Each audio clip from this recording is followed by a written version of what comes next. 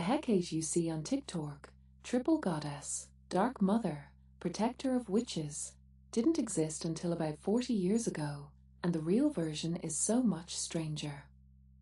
Modern paganism teaches Hekate as the nurturing triple goddess, maiden, mother, crone. She's your shadow work guide, the safe dark feminine energy who holds space while you journal through your trauma. She's maternal. She's manageable. She wants you to embrace your authentic self and heal your inner child. And look, that's a beautiful framework. But it's a framework we built in the 1970s and 80s during the Wiccan reconstruction movement. It's not what the Greeks knew. It's not what the Romans feared. The triple form? That part's real. Hekate absolutely appears in threes. But it didn't mean 3 life stages. It meant 3 bodies standing at the crossroads simultaneously. 3 heads watching 3 roads at once. 3 realms under her dominion: earth, sea, and sky. Or sometimes underworld, earth, and heavens, depending on who you ask. It was about her being everywhere, seeing everything. Not about your relationship with aging.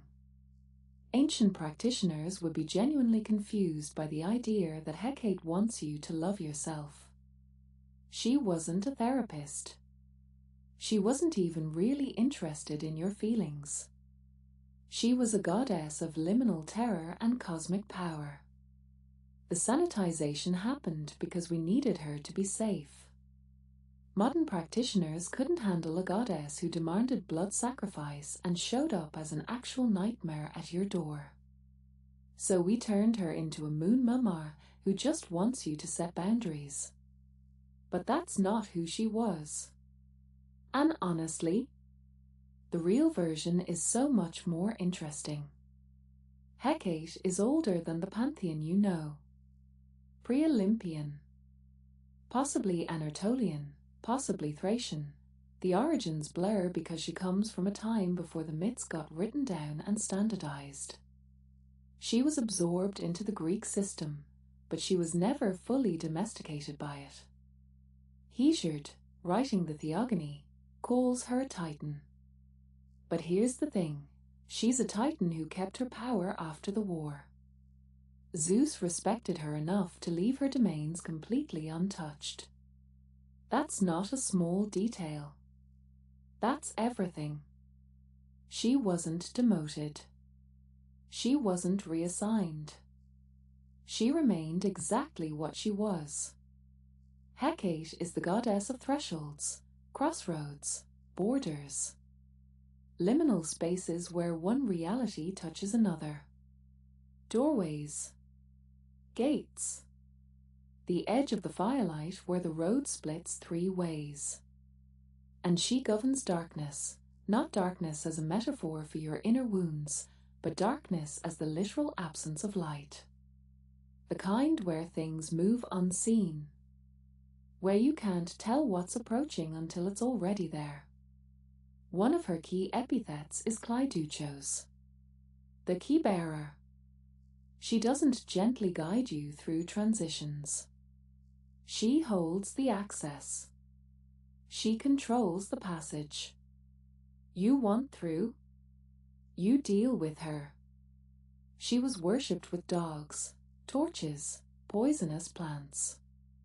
She was invoked for necromancy, called on at graves, associated with ghosts and the restless dead. This was never a goddess of comfort. She was a goddess of power in the places where most people were too afraid to look. So what did people actually do with Hekate? They put her outside. Literally. Every household had a Hekatean, a small shrine, right at the doorway.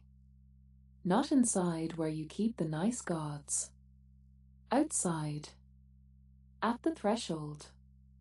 Because that's where the dangerous things come through, and Hekate was the one who kept them out. She wasn't there to make you feel safe. She was there because the alternative was worse. Once a month, on the dark moon, families left food at Crossroads. The Deitnan. Leftovers, scraps, things you didn't want anymore. For Hekate and the restless dead she walked with. This wasn't metaphor. People genuinely believed she led spirits through the night, and if you didn't feed them, they'd find another way to your door. And when someone needed to bind an enemy, Hekate. The curse tablets are full of her. Not love spells.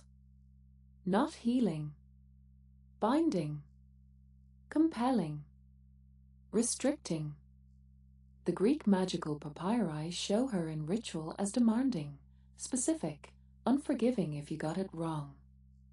You didn't ask Hekate for a favor. You performed the rite exactly right, or you didn't do it at all. She witnessed oaths. She punished oath breakers. There was no grace period, no second chance. You swore by Hekate, you kept your word, or she made sure you regretted it. This is the goddess they actually worked with. And she's nothing like the gentle guide we've been sold. Then something shifts. The Orphic mysteries get hold of her, and suddenly Hekate isn't just guarding thresholds anymore, she's the world's soul. The cosmic mediator standing between the material realm and the divine. She's not a goddess you petition. She's the force that makes petition possible. The Chaldean oracles take it even further. In their theology, Hekate becomes the animating principle of existence itself. Not a person. A principle. The power that breathes life into matter, that holds the cosmos in tension between creation and dissolution. This is where the triple imagery we recognize today actually solidifies. 3 forms, 3 torches, 3 realms occupied simultaneously. But here's what modern practice tends to skip. The tools used to invoke her weren't gentle. The ainges, those ritual spinning tops, weren't meditation aids. They were instruments of binding and compulsion. You spun them to force divine attention, to pull her presence into reality whether she wanted to come or not. Late antique practitioners didn't romanticize this. They saw her as terrifying and necessary. The force that holds reality together at the seams, and if those seams come loose, everything unravels. This version of Hekate demands purity, discipline, actual sacrifice, not the metaphorical kind. Not lighting a candle when you feel cold. This is the Hekate who requires you to be worthy of her attention, because her attention can unmake you as easily as it can elevate you. Here's what gets lost when we soften her, the entire point. The modern version of Hekate is designed to comfort. The ancient one?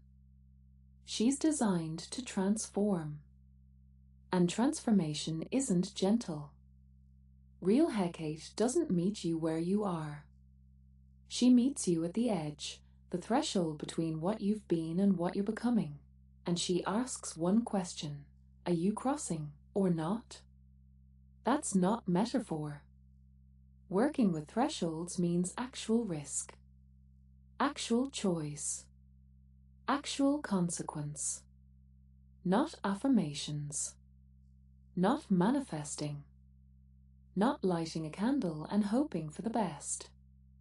The necromantic, chthonic aspects of her worship aren't aesthetic. They're not there to make you feel witchy.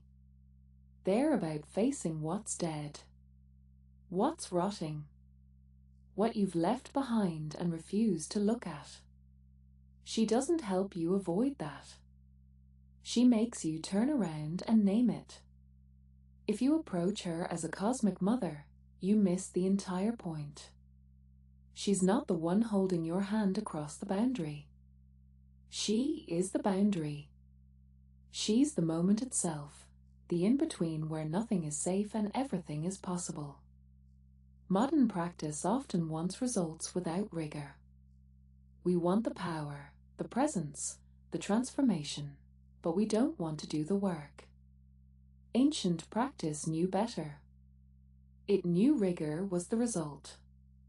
The discipline, the facing, the crossing, that's not the price you pay.